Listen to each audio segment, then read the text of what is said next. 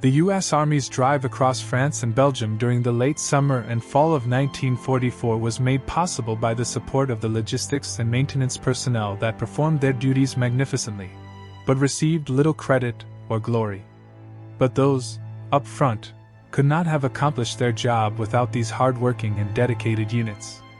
In many cases, their work was not only difficult but dangerous. One of those support personnel was First Lieutenant Belton Cooper, who went on active duty with the U.S. Army in June 1941 and was subsequently assigned as an ordnance officer. He attended the Army's Ground Force School at Fort Knox, Kentucky, where he received instruction on tank and vehicle maintenance, as well as tactics in armored combat. This instruction proved valuable later during his service in Europe and also provided an appreciation of how German armored superiority forced American tank commanders to disregard doctrine and improvise in the face of tactical situations. Cooper would be assigned to the 3rd Armored Division's Combat Command B, CCB, the equivalent of an infantry regiment. Of the 16 armored divisions of the U.S. Army in World War II, only the 2nd and 3rd Armored Divisions maintained their armored heavy organization, having 2 armored regiments and a single armored infantry regiment, whereas the Light Armored Division had just 3 tank battalions and 3 armored infantry battalions. The Heavy Armored Divisions had 232 medium tanks as compared to 168 medium tanks for the Light Armored Divisions. Although inferior in firepower and armor to heavier German models, the division had as many tanks as 2.5 German panzer divisions. The 3rd Armored Division included the 32nd and 33rd Armored Regiments and 36th Armored Infantry Regiment. Following each of the unit's combat operations, maintenance personnel would go forward to locate damaged vehicles. Per operating instructions, unless they were able to locate the knocked-out tank and obtain its vehicle number, along with determining the extent of the damage, it was difficult to obtain a replacement tank through supply channels. Once the extent of damage to a vehicle had been determined, a decision was made as to whether it could be repaired by the combat maintenance facilities, or whether it would have to be left for the Army Ordnance Depot to pick up later. In the latter case, a request would be made for a replacement vehicle. If the tank was in a minefield, the engineers would be called to clear a path so that recovery vehicles could get to it. Maintenance personnel sometimes found themselves close to the action, sometimes too close. The 3rd Armored Division landed in France on June 24, 1944, and was sent to the St. Lo area as U.S. forces fought to break out of the Normandy bridgehead. As the division moved forward, Lieutenant Cooper found himself at the head of the liaison group just behind CCB's headquarters. Just east of the town of Arles, north of St. Lo, they came upon a burning building along the roadway where 2 dead American soldiers lay naked on the ground near a jeep. They appeared to have attempted to take cover from artillery fire when a shell struck the building and the blast deflected down upon them. It had blown them out of the jeep. They were terribly burned. Cooper and his driver were revolted at the sight. The war was now very real to them. As Cooper's column continued on, moving through defilade between hedgerows, they came under fire. They found themselves with Germans in the hedgerows to their north and Americans in hedgerows to their south. Fortunately, the hedgerows were high, and most of the bullets and shells passed over their heads. The column crawled slowly forward in the dark without blackout lights. At the top of a hill, they were directed into a field that was the CCB headquarters bivouac.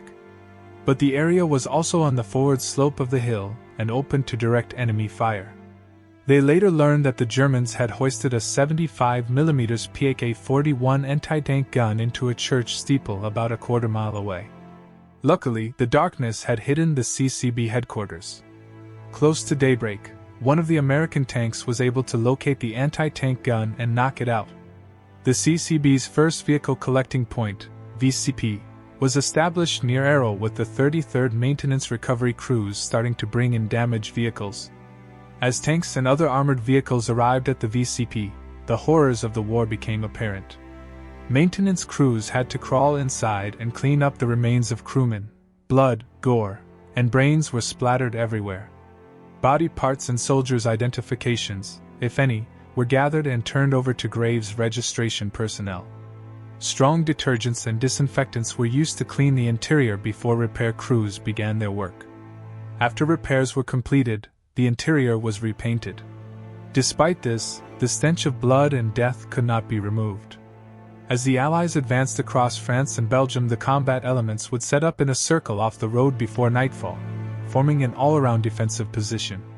Tanks and infantry would establish an outer perimeter, and the maintenance, medical and supply units would be on the interior, where they could do their work.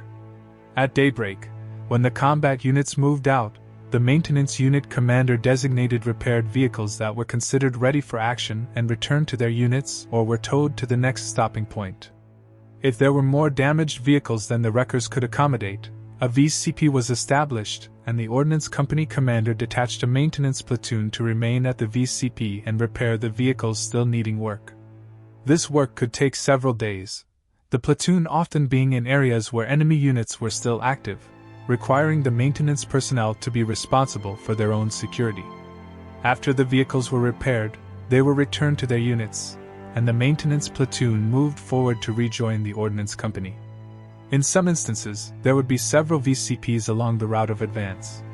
This system of repair, along with replacement vehicles brought up each day by the Ordnance Liaison Officer, allowed the combat command to continue to advance and fight as an effective force.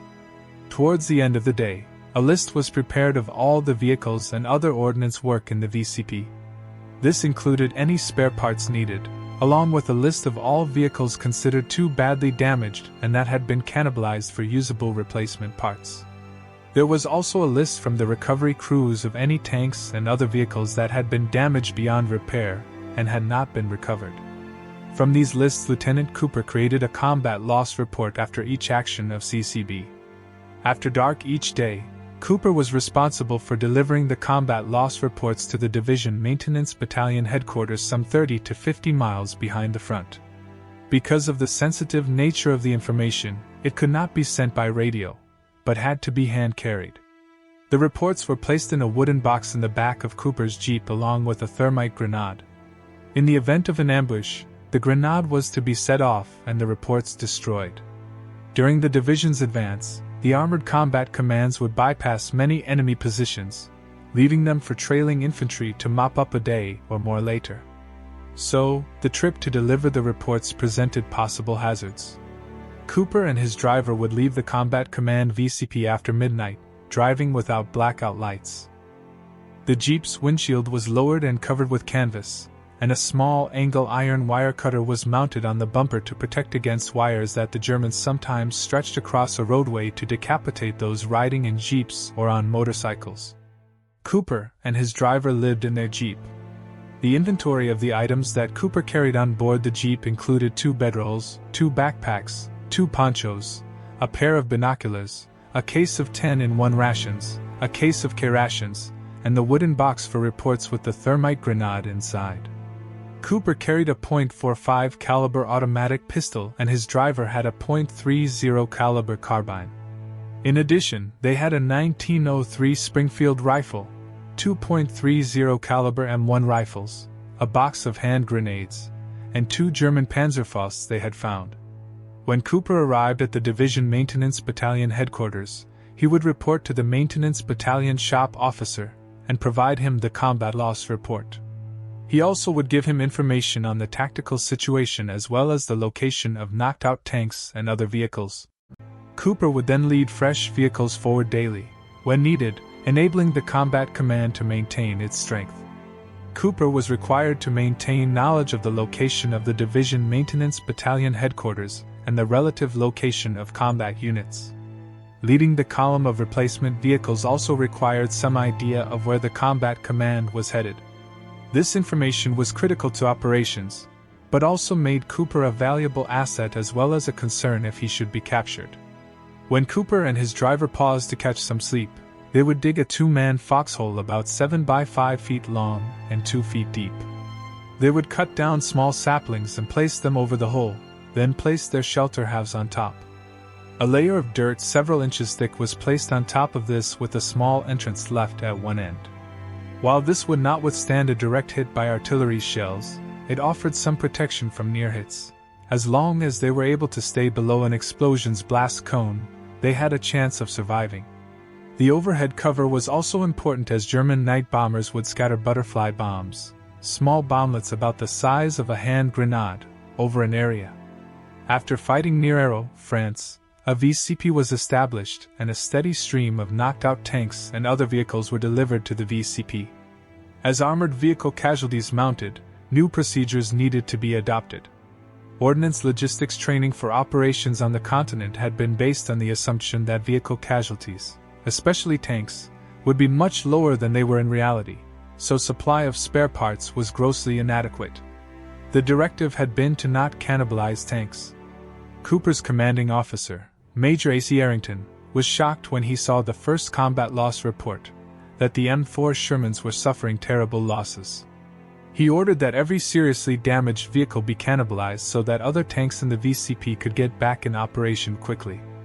Also, replacement vehicles and tanks were now requested orally, rather than waiting for paperwork to be processed. Maintenance crews erected shelter halves over the back end of tanks so they could work on engines in the field after dark. They were extremely careful working under tarps after dark as the slightest glimmer of light could be seen for miles by low-flying aircraft. Working around the clock, crews caught catnaps whenever they could. The 3rd Armored Division had entered combat in France on June 29.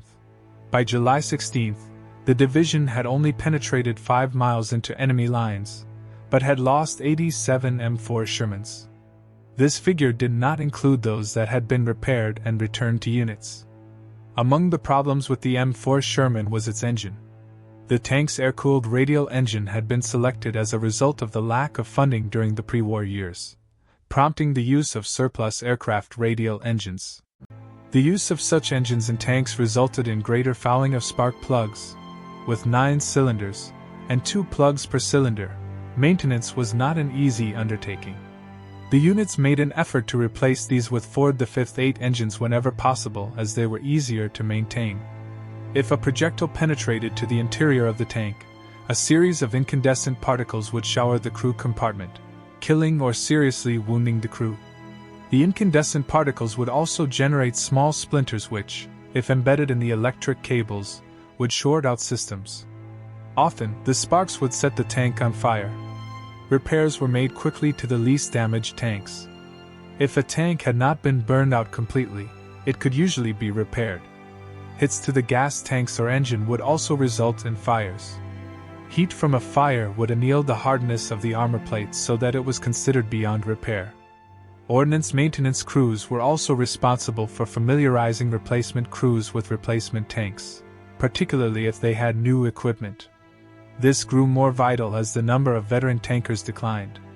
The ability of the division to restore its strength after heavy fighting depended largely on the capability of maintenance crews to train new personnel and get the tanks and crews ready to return to operations.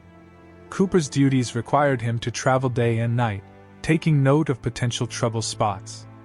Near the crest of a hill just outside the town of Maubeuge, France, near the French-Belgian border, a column of repaired tanks led by Cooper paused as he went forward to reconnoiter.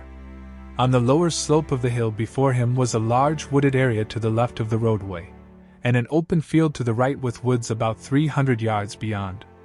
Approached by a French farmer, Cooper learned that German soldiers occupied the woods to the left of the road. He also learned that there was a French resistance headquarters in Maubeuge where he could obtain more information on the local situation. After informing his sergeant of the situation, he headed off to Maubeuge. Cooper found the resistance headquarters guarded by civilians armed with a mix of German and American weapons.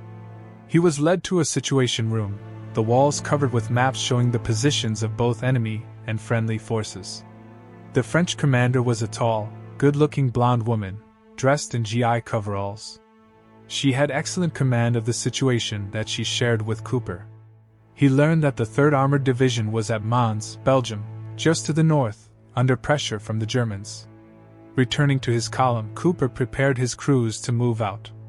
While no enemy movement had been seen in the suspect woods, the tank commanders were directed to swing their guns to the left as they moved down the road. Their objective was to get the tanks to the division and not to be delayed by a firefight. As they prepared to move out, the assistant division commander of the 1st Infantry Division, Brig General Willard Wyman, leading the 26th Regimental Combat Team, appeared on the scene, asking who was in charge of the column of tanks. Wyman was surprised to learn that a first lieutenant was leading what he thought was a task force. Wyman asked if Cooper thought he could use his column as an effective fighting force. Cooper explained that his tanks did not have radio communications with one another, but that they could use hand signals and could put up a good fight if they had to. Wyman directed Cooper to set up a perimeter and await further orders. Wyman then had his air liaison officer call for an air strike on the suspect woods. In a short time, 6 P-47 fighter bombers appeared and circled overhead. They strafed and bombed the area, leaving the woods boiling with flames and secondary explosions. The next day, Cooper's column reached Mons. On September 15th, as CCB was penetrating the Siegfried Line about a mile south of Kornelimünster, Germany, Cooper saw a long white plume of a rocket going straight up from the woods to his east. Unlike an artillery rocket, this one kept going straight up, not arching over. As he watched the rocket continue skyward, a second appeared, launched from near the first, following the same trajectory. The launch site appeared to be only about a mile to the east. The next day there was a report that the Germans had fired the first V-2 rockets on Antwerp. By September 23, the division had reached the Stahlberghafen area. Of the 400 tanks that the division had started with in Normandy, only about 100 were still operational. Although Ordnance had replaced most of the losses, maintenance crews had undertaken extraordinary efforts as well to keep the combat units up to strength. During September and October, as the 1st U.S. Army prepared to drive to the Roe River, attacks into the Hürtgen Forest had been extremely costly. The decision was made to use the 3rd Armored Division in a formal assault, contrary to doctrine. A key terrain feature in the area of the assault was Hill 287, near Mausbach, east of Stahlberg. The fall rains had turned the area into soggy terrain. In addition, the Germans had heavily mined fields in the area. But instead of planting their mines in front of the forward infantry positions as they usually did, they placed them slightly behind their forward infantry outposts. Standard operating procedure was for combat engineers to infiltrate the outposts at night to locate and remove the mines, but this new arrangement negated such action. The Germans planned to hold their outposts as long as possible, leaving the Americans to deal with intact minefields. The 3rd Armored Division was to penetrate the minefields on the reverse slope of Hill 287 and seize 3 heavily fortified villages in the valley beyond. CCB was to make the initial penetration. The morning of November 16th was overcast with patchy ground fog. The attack began at 11:15 a.m. with a major bombing strike. Hundreds of heavy and medium bombers struck the towns of Eschweiler and Langerwehe and targets further east. In addition, 90 field artillery battalions fired concentrations. CCB assembled just southwest of Hill 287. As the CCB task forces proceeded over the crest of the hill, passing through American lines, they moved into the German minefields. Each task force had one flail tank, a tank equipped with a series of heavy chains attached to a horizontal, rapidly rotating drum mounted on 2 arms in front of the vehicle, intended to clear minefields. The tanks had to deal not only with the mines, but also with the extremely soggy ground. The flail tanks detonated several mines, but soon bogged down in the muddy fields. They were then knocked out by enemy gunfire. The second tank in each column had to go around the flail tank in order to continue the attack. After proceeding several yards, it struck a mine and was disabled. The next tank bypassed this tank and, in turn, was disabled by a mine. This process continued with several more tanks encountering mines until one was finally able to make it through the minefield. Hoping to take advantage of this success, the next tank attempted to follow the same path and made it through. However, as the third tank tried to follow the same path, it became mired in the soft ground. At the same time, the Germans continued to fire on the tanks until they set them on fire. The assault had begun with 64 M4 tanks, but within 26 minutes 48 Shermans were put out of action. By nightfall, one of the task forces had only 4 operational tanks out of the 19 with which it had started the operation. By the next morning, the engineers had cleared some of the mines on Hill 287, placing tape markers so that the recovery crews might reach the disabled tanks. Although most fighting had ceased in the area, there was still sporadic small arms and mortar fire. When this happened, the recovery crews took cover until the firing ceased, slowing their efforts as they worked to remove the tanks. In addition to the sporadic fire, there was still the danger of mines. In an effort to minimize the danger, the recovery crews attached 100-foot-long cables between the tanks and the recovery vehicles and attempted to winch the tanks from the field. The crews were able to recover all but 8 of the tanks, those all having been burned out. Of those recovered, the maintenance crews were able to repair all but 13 in just 3 days. By mid-December, the 3rd Armored Division and its attached units had a strength of approximately 1,800 combat vehicles and 2,300 wheeled vehicles, presenting a challenge of a diverse assortment of vehicles to the maintenance crews. In addition to the maintenance battalion, which had more than 1,000 men, there were another 1,000 men in the maintenance companies and the armored regiments, plus the platoons and maintenance sections of other units, a total of 2,000 involved in maintenance. There were also 8,200 drivers and assistant drivers who performed first echelon maintenance on their own vehicles. This seemingly large maintenance organization allowed the combat commands of the 3rd Armored Division to exploit breakthroughs and maintain the unit's momentum. Equipment was not only exposed to combat, as well as weather and poor road conditions, but the wheeled vehicles, 852.5-ton trucks in the division, were heavily overloaded. These trucks were often carrying as much as 10 tons. On December 16th, with the opening of the German Ardennes Offensive, also known as the Battle of the Bulge, the 3rd Armored Division was ordered to Hürtgen, Belgium, north of the German advance. CCB left Mausbach, Germany, late on the afternoon of December 19th, heading south, moving all night, through falling snow and freezing rain. Maintenance personnel dealt with breakdowns while on the move in an effort to keep the columns on schedule. A column of 1,200 vehicles, half of them tanks, half-tracks, and other fighting vehicles, normally experienced 150 to 200 breakdowns during a march of 50 to 60 miles. After the front was stabilized, as the Allies prepared to push back German forces in the Ardennes, maintenance personnel worked feverishly to ready equipment and vehicles for the coming fight. Maintenance efforts were complicated by the bitter cold, but the maintenance personnel felt lucky as compared to their infantry and tanker counterparts. The constant exposure to the winter elements eventually caught up with Lieutenant Cooper. One evening, as he prepared to turn in for the night, he noticed that his feet seemed unusually sore, and then found large black splotches on the ball and heel of both feet. An examination the next day by the battalion surgeon determined that the spots were frostbite. Cooper pleaded with the doctor not to send him to the hospital, afraid that the temporary transfer from the division might prevent him from returning. The doctor used a scalpel to peel away some of the skin, applied antiseptic, and bandaged his feet. Cooper remained at the aid station for a couple of days. Heavy losses during the Battle of the Bulge resulted in a critical shortage of tank crews. The standard M4 Sherman had a crew of 5, including driver, assistant driver, gunner, assistant gunner, or loader, and the tank commander. The first to go was the assistant driver, eliminating the use of the hull's ball-mounted machine gun. Next, the assistant gunner was removed, the tank commander having to double as the loader. On January 8, 1945, as 17 tanks were prepared to be issued to combat units, the Ordnance unit had to not only ready the tanks, but to also find crews to man them. The 33rd Armored Regiment sent them 17 tank drivers who had limited or no combat experience. Another 35 soldiers came from the replacement pool, but had no experience or training with tanks. 34 of these men were selected and split into 2-man teams. They, along with the drivers, made up 17 3-man crews.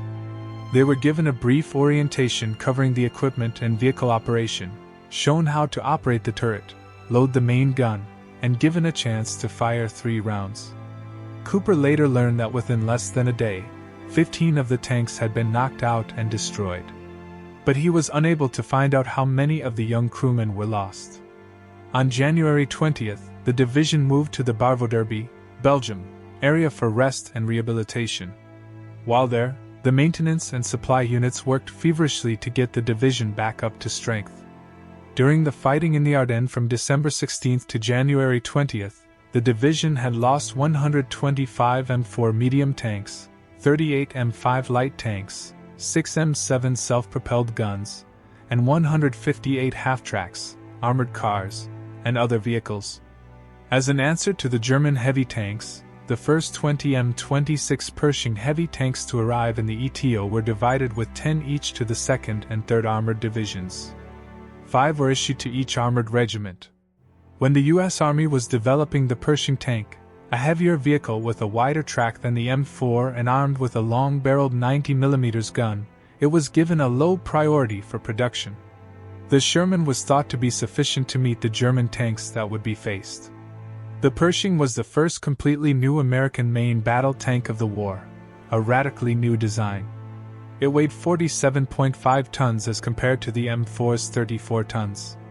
Although heavier than the Sherman, its longer and wider track gave it a ground-bearing pressure of 3 to 4 pounds per square inch against the Sherman's 7 pounds per square inch, indicating its better ability to cross muddy terrain. It had 4 inches of cast steel armor on the glassy plate at 45 degrees, where the German Panther had 3.5 inches at 38 degrees. The tank was equipped with power traverse and had a gyro-stabilized gun control, enabling it to fire while on the move, the gun remaining fairly level. The 90mm gun fired a heavy projectile at a velocity of about 2,750 feet per second. The Pershing's 550 horsepower Ford inline engine gave it a higher horsepower per ton ratio than the German Panther. But the Pershings came too few and too late to have any significant impact on the fighting. As the next phase of operations began, the 104th and 8th Infantry Divisions established a bridgehead over the Roer, followed by columns of the 3rd Armored Division crossing into the bridgehead on the night of February 24th to 25th. The concentration of an armored assault force in a small bridgehead presented dangers. As maintenance elements were moving into the bridgehead, Cooper witnessed anti-aircraft fire erupt, tracers arching skyward, seeming to focus on a part of the sky where a low-flying twin-engine German fighter appeared.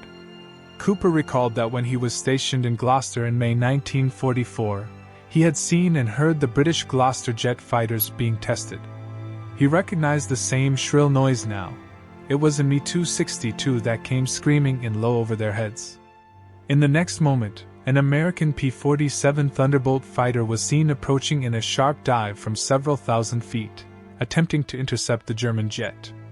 But the Me-262 took off and easily outdistanced the P-47. Despite the impression it left on those who witnessed it, they knew that the momentum of winning the war was on their side. The 3rd Armored Division broke out of the bridgehead on the morning of February 26, inflicting heavy casualties on the German defenders. Cooper witnessed terrible sights. "I was shocked to see a young German soldier sitting fully erect in his foxhole, holding his rifle. He had been struck by a single projectile, and I could see daylight through a 2-inch hole in both sides of his helmet and his head." From the bridgehead the division moved towards Cologne, assaulting the city on March 3. On March 25, after the Allies had crossed the Rhine and were driving deep into Germany, Cooper found himself with CCB near Altenkirchen, some 30 miles east of the Remagen bridgehead. As he and his driver headed back to their maintenance battalion headquarters, they drove along the roadway on the south bank of the Sieg River, heading west. Moving in the opposite direction was a truck convoy of the 1st Infantry Division. Near the crest of a hill, the trucks were exposed to observation from the north bank of the river and German artillery fire. Due to the heavy traffic, the convoy became jammed up and exposed across the top of the hill. As shelling began, the infantrymen bailed out of the trucks and took cover. One of the trucks was hit. Cooper's driver stopped their jeep well short of the crest as they assessed the situation. Given the size of the explosions and the time interval between rounds, estimating 20 to 25 seconds, Cooper believed that the Germans were using a single heavy howitzer. With 400 yards of open ground to cross, Cooper carefully calculated the time needed to make their dash to safety. After another round fell, Cooper and his driver crouched low in their jeep and hit the gas. They reached the crest in 18 seconds. As they passed through a slight depression, their heads below the level of the embankment. Another shell exploded about 15 feet from the edge of the embankment, the blast wave passing over them. Through a cloud of dust and debris, they were able to make their escape.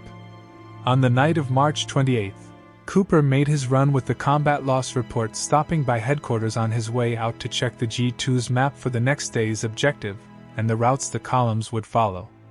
With the situation changing rapidly every day, Cooper and his driver were particularly vulnerable.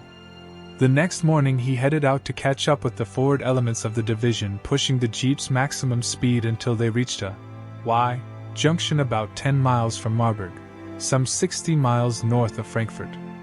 Unsure which was the main road, he directed his driver to the right fork. But after 100 yards, his sixth sense told him to turn around. Back at the junction checking his map, Cooper heard a voice call out, asking if they were from the 3rd Armored. On a small knoll above the roadway were 2 GIs in an armored car so well camouflaged that Cooper had missed them. Cooper said that they were with CCB. A sergeant with the 83rd Recon said that they had taken the wrong fork. If they had continued down the right fork, they would have come to a German roadblock. Cooper's experience had sharpened his senses and likely saved their lives. In another incident, a task force of the division encountered a group of 7 German King Tiger tanks, with disastrous results. When the maintenance crews arrived on the scene, they found that the Germans had knocked out 17 Shermans, 17 half-tracks, 3 trucks, 2 jeeps, and an M36 tank destroyer, though 3 King Tigers were also disabled or abandoned in the action. As the maintenance crews did their work, Cooper gathered the information for his report. He then went to examine the King Tigers. The upper left side of the rear armor on one of them had been penetrated by a 76mm round, passing through the fuel tank and setting the tank on fire. The round had then entered the crew compartment and struck the inside of the faceplate. The projectile then ricocheted around the inside, killing everyone. Curious about the penetrating power of the German 100-meter version of the Panzerfaust, Cooper decided to test it against the Tiger's armor. From 30 yards directly in front of the Tiger, he aimed at the turret faceplate, to one side of the gun mantlet. The anti-tank rocket struck with a tremendous explosion, showering Cooper with small cement particles, the Germans having covered their tanks with a thin layer of cement to protect them from magnetic mines that a daring individual might try to attach. The warhead-shaped charge made about a 3/4-inch diameter hole through the faceplate's 8.5-inch turret armor. The blast showered the interior with small fragments. A few days later, Cooper examined a knocked-out Sherman. Nearly 6 feet of the tank's 76mm gun barrel was missing. There had also been an explosion in the crew compartment. The gun's breech block was open, resulting in blast damage to the interior. Cooper wondered if the crew had been firing a round that detonated in the gun tube, the gun's recoil opening the breech. However, they concluded that a German 75mm round had entered the gun tube and detonated, blowing off the end of the barrel, part of the projectile then traveling down the barrel, through the open breech and killing 2 of the crewmen.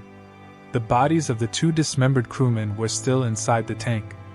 2 mechanics that were sent in to remove the bodies were overcome by the blood and gore. When volunteers were called for to remove the bodies, there were no immediate takers. Even the most hardened members of the unit were not inclined to help. Finally, a pale, thin young man stepped forward. He was a fire control instrument repair mechanic with the headquarters unit. A low-key individual, he felt that the individuals deserved a decent Christian burial. Afterwards, the interior of the tank was scrubbed and disinfected. The gun barrel was replaced and electrical wiring repaired. The entire interior was repainted with a heavy coat of white lead. The risk to maintenance liaison personnel was always significant. But as the Allies drove deeper into Germany, chaos and confusion increased the threat. At one point, a division liaison officer and his driver went missing. The wreckage of their jeep was discovered alongside a road along with their bodies. They had been beaten, their skulls crushed. In Lieutenant Cooper's capacity as CCB's Ordnance Liaison Officer, he likely witnessed more damage done to American tanks than any other member of the U.S. Army in Europe. Having to prepare combat loss reports after each action, Cooper became very familiar with the weaknesses and inadequacies of the M4 Sherman medium tank. While Cooper was very critical of the M4 Sherman's design, he seemed not to recognize that he was part of its ability to overcome its shortcomings. The Sherman's mechanical reliability and ease of maintenance and repair, as well as the support of a better logistics system, were qualities that the heavier German tanks, the Panther and Tiger, lacked. The M4 also shared the same hull, chassis, and many parts with other vehicles, such as the M10 and M36 tank destroyers and the M7, M12, M40, and M43 self-propelled artillery pieces. Also, the U.S. Army's fighting doctrine did not intend for the Shermans to be used to engage enemy tanks, but to provide infantry support, while tank destroyer battalions dealt with German panzers. While the Sherman's 75mm and 76mm main gun was at a disadvantage when dealing with the frontal armor of the Panther or Tiger, the British sought to provide a solution by mounting a 17-pounder gun on their American-supplied vehicle, the Sherman Firefly, a threat that the Germans recognized as they took special care to target these vehicles. The key to logistics support for a rapidly moving armored force was the capability of the armored divisions' maintenance units to assist the forward elements of the mechanized forces. A task force with 50 tanks moving 30 to 40 miles a day would see between 15 to 20 tanks drop out during a single day for maintenance and repair, requiring minor fixes or even major repairs. Tanks, half-tracks, and other armored vehicles were subject to heavy wear during everyday operations. The hard work of battlefield recovery and evacuation, field repairs, vehicle maintenance, and replacement created a strong mutual respect between the combat troops and the maintenance personnel, as they depended on one another for survival. As part of the spearhead of the 1st U.S. Army, the 3rd Armored Division destroyed more enemy tanks and participated in the capture of more prisoners than any other American armored division. The division's CCB destroyed more German tanks than any other combat command. The division also lost more tanks than any other armored division, but the support of its logistics and maintenance personnel allowed it to always keep driving forward.